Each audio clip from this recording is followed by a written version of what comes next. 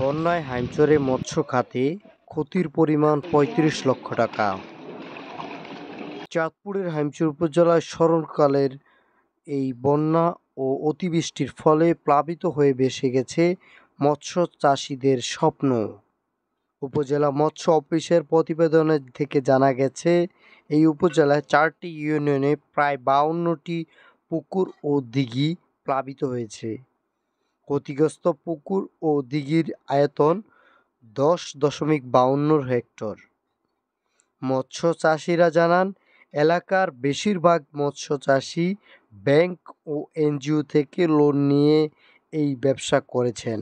আবার অনেকে নিকটতম আত্মীয় স্বজন থেকে দেনা ধার করে এই ব্যবসা পরিচালনা করেছিলেন। আমি মোহাম্মদ বশিরুল্লাহ পাঠান, ২ নং আলগিরপুর উত্তর ইউনিয়ন পরিষদের আন্ডারে আমার বাড়ি, ৩ নং ওয়ার্ড বিঙ্গুলিয়া গ্রাম।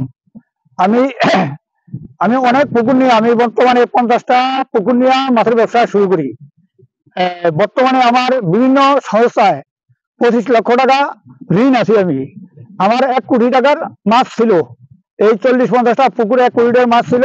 সম্পূর্ণ মাছগুলি বন্যার পানিয়ে বিলীন হইয়া চলে গিয়েছে। কিন্তু আমি বর্তমানে খুব খারাপ অবস্থায় আছি। সরকারের কোনো অনুদান যদি পাই, তাহলে যদি আমি পুনরায় আবার ব্যবসা চালু করতে পারি। সরকারের সহযোগিতা চাই, পুনরায় যেমন আমি আবার দাঁড়াইতে পারি, এই আশা রাখি। আমি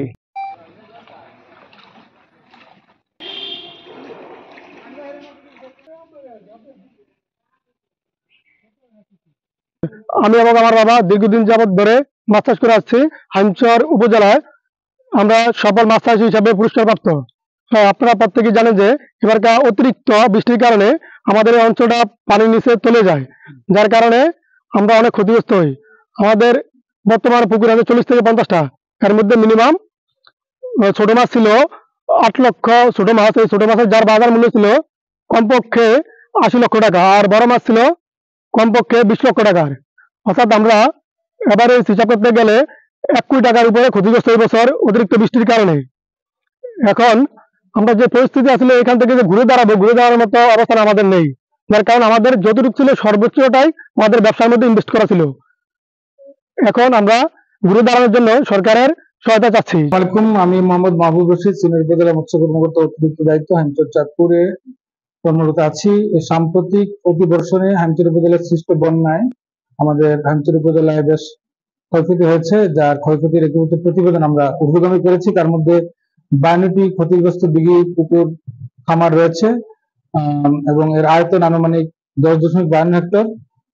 আমাদের প্রতিবর্ষণে বেশ কিছু খামারের পোনা মাছ এবং বড় মাছ বেরিয়ে ভেসে গেছে এবং এর মোট ক্ষয়ক্ষতি আনুমানিক 35 লক্ষাধিক টাকা। ক্ষয়ক্ষতির একীভূত প্রতিবেদন ঊর্ধ্বগামী করা হয়েছে এবং কোন সরকারি প্রণোদনা আসলে অগ্রাধিকার তালিকা নিরূপণ করে ক্ষতিগ্রস্ত মৎস্য চাষীদের আমরা পুনর্বাসন করার ব্যবস্থা গ্রহণ করব।